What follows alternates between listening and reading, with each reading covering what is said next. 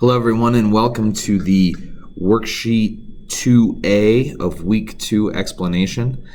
This is Mr. Griesel and we're going to walk through some of the problems off this worksheet, and hopefully I do a pretty good job explaining this and so that you can understand this along with the answer key, and you can understand this well enough to take an exam on it.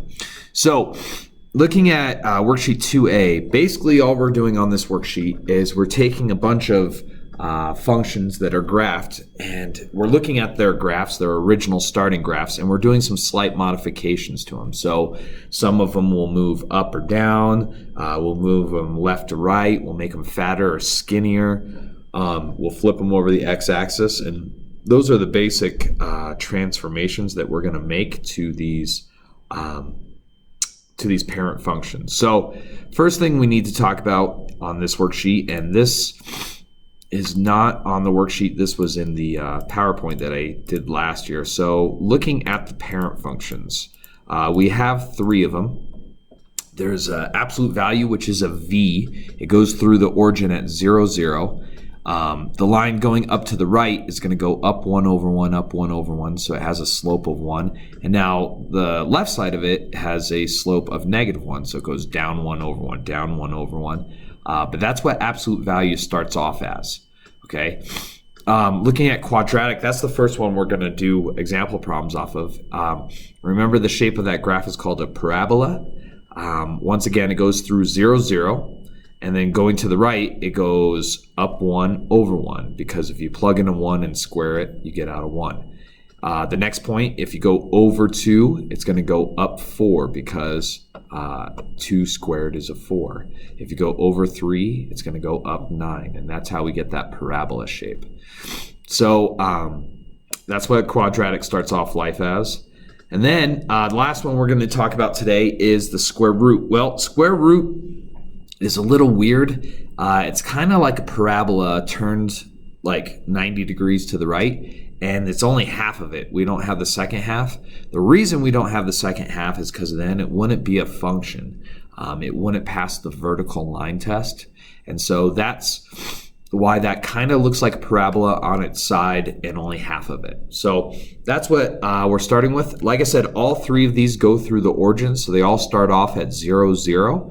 And that's going to help us to move it left, right, up and down, stuff like that. So the first equation we need to talk about is the parabola. So this is the general equation for parabola, and we have a bunch of modifications we can make to it. So the first one is that negative sign out front. It's either going to flip it over the x-axis or not. So if it is negative, it's being flipped. If it's not, if there's no negative sign there, then it's just normal. The a out front is probably the hardest one to understand. If it's a number that's big, it's going to be making the parabola skinnier, so it's going to be a lot narrower. If it's a number in between 1 and 0, so like 1/2, 1/3, something like this, it's going to actually make it fatter, so it's going to make it wider than it normally would be. Inside the parentheses, we have -h. This kind of defaults to minus because it's opposite. I'll explain more about that as we get to it. But this is telling you what your horizontal shift was. So if your parabola starts at 0, 0, which it does, it's either going to shift to the left or right with this number. So let's say, for example, inside the parentheses, you had x plus 3.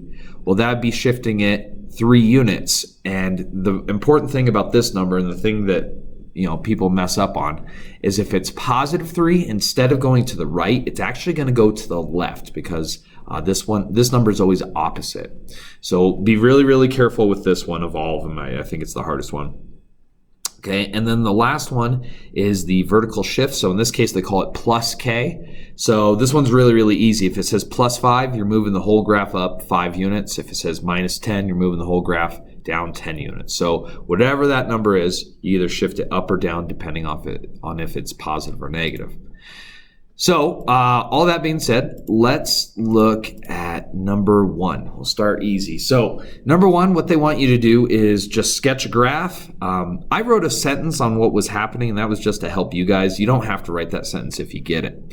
And then they ask also for the domain and range. So domain, don't forget that. That's what numbers am I plugging in. So you look at your x-axis and you say, is there any jumps, any gaps, anything like this?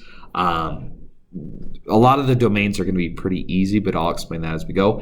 And then range is your output. So you look at your y-axis and you say, is it all above this number? Is it all below this number? Is there any jumps, holes, skips, whatever? And we'll talk about that as we go. All right, so for the first one, this is definitely a parabola because it's x squared. And so anytime you see the x being squared, you know it's going to be a U shape or a parabola shape. And then the only modification that this one has is that +3. Well, if we look at the general one or general thing we were just talking about, this this +3 is the same thing as that k at the back. So this is shifting the whole thing up 3 units. So all we have is a parabola with a vertical shift of up 3 units.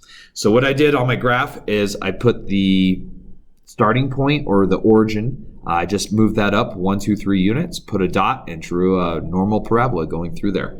With these sketches, they don't have to be like super good.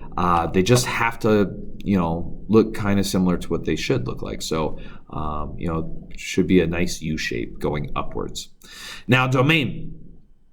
Domain, we look at the x-axis and we say, is there any numbers we're not plugging into this? Well, this goes forever in the left direction and it goes forever in the right direction. There's no holes or anything like that. So we say this goes from -infinity to +infinity. So that means you can plug in any x value into this and it's fine. If you look at your function g of x, is there any number you can't square and then add 3 to? No, you can do that to any number, so that's how I got that. Now the range. Range is what numbers am I going to be getting out of this? Well, if you notice, our parabola kind of starts off really, really high and it comes down, comes down, comes down, and then it goes to 3. It goes through the axis at 3, and then it starts going up to infinity. So the lowest that this number ever gets is 3. It doesn't go any lower than that. So you're never going to get a negative number out of this function, okay? And so what that means is we start at 3, and if you see my bracket kind of changed, it turned into a more boxy bracket. What that means is 3 is an okay number. You get 3 out, so we are going to include the number 3, and we're going to go to infinity. Well, you might ask, well, why does infinity and negative infinity, none of those have that hard boxy bracket? And that's because infinity is a concept.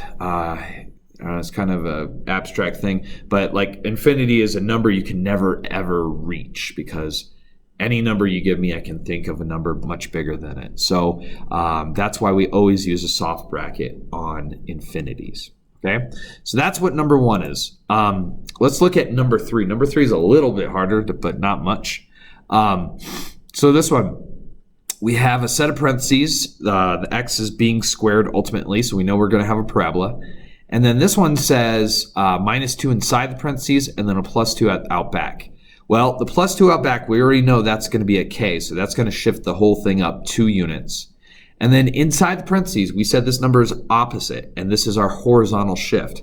So since it's -2, we're going to be shifting to the positive direction 2 units. And I know that's backwards, but that's what that number always is. It's always backwards or always opposite. So we shift the origin up 2 units and then over to the right 2 units. And that's where our reflection point for the parabola is going to start. So we put a dot there and we just draw a normal parabola going up because it's not being flipped, going through that point. Now, I did put a couple extra points where you go up 1, over 1, or up 1, back 1. And that's because a normal parabola will always go up 1, over 1, up 1, back 1. And always goes through those points. So I just put a couple more points on there just to help me graph it better. So domain on this. Once again, domain, we can plug in anything to the left, anything to the right. Nothing's going to mess this up. And by mess this up, I mean dividing by 0 or square rooting a negative. That's never going to happen on this because we have no division and we have no square roots. So everything's good on this one. Once again, soft brackets on the domain. Now, range. The lowest this graph ever goes is 2, and it includes 2. There's no hole there. So we're going to put a hard bracket at 2 because it starts at 2, right at 2, and then goes up to infinity. So this one's good to go. Okay, so the next graph that we have to talk about is the absolute values. So the general version, or the like the starting version for absolute values looks like this. So once again, the negative out front is going to tell you if it's flipped or not. So if it's there, it flips. If it's not there, it's normal. The A out front as well is going to either make it wider or skinnier, depending on if it is a number greater than 1 or a number in between 0 and 1. The H inside of the absolute value bars is going to tell you the horizontal shift. Once again, it's opposite, just like on the parabolas. And then out back, the K is doing the same thing. It's going to tell you how high or how low we're going to go on this. So let's look at number 7. And I'm only going to do one of the absolute value ones, apparently.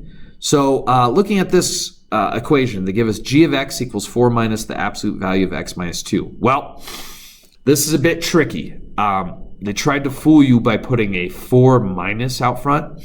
So you might think that 4 is the letter A from our general equation, but it actually isn't. It's just a positive 4, and it's really our K. Okay, so this is going to tell us that we're shifting the whole thing up 4 units. Okay, now the minus sign in front of the absolute value bars, that is still going to flip it, because it's really like -1 times the absolute value of x minus 2. So we are going to have a flip. The whole thing is going to be shifted up 4. And then inside the absolute value bars, we have a -2. So that means we're going to shift the whole thing 2 units, and it's going to be to the right because it's opposite. So we're going to move it into the positive direction for that 2. So up 4, over 2 to the right, and then we flip it upside down, gives us this red graph. Once again, the slope is usually up 1 over 1, so we're going to go down 1 over 1, down 1 over 1, and then same thing for the left, but in the opposite direction. Now, domain, I can plug in any number I want into this, and nothing's going to screw it up, like dividing by 0 or square root to negative. So we just say negative infinity to positive infinity. Now, the range is a little trickier on this one, because we start really far down, so at negative infinity, and we're going all the way up, and we're topping off or getting to the highest point of positive 4. 4 is included, so I have a hard bracket on that 4. So it's all the numbers from negative infinity up to that 4, and that's it. Okay? All right, now the last thing we need to talk about, or the last form of this, is the absolute, or not absolute value, the square root. Now, square root, once again, is half of a parabola turned on its side, basically. And the equation is going to look really similar. The negative out front tells you whether or not it's flipped or not. The A tells you if it's fat or skinny. The H is inside the square root bracket, so it's just like the other ones, it's inside the thing with the X. Once again, it's still opposite, and it's telling you your horizontal shift. And then the K out back is telling you what your vertical shift is. So for this one, I chose number 11. We have 2 minus the square root of x minus 4. So once again, this is kind of like a trick on the last one where the 2 out front, you think it's the A, but it's really the K just out front. So this whole thing, we're going to shift up 2 units. The negative is going to flip this vertically, so it's going to flip it like it over the x-axis.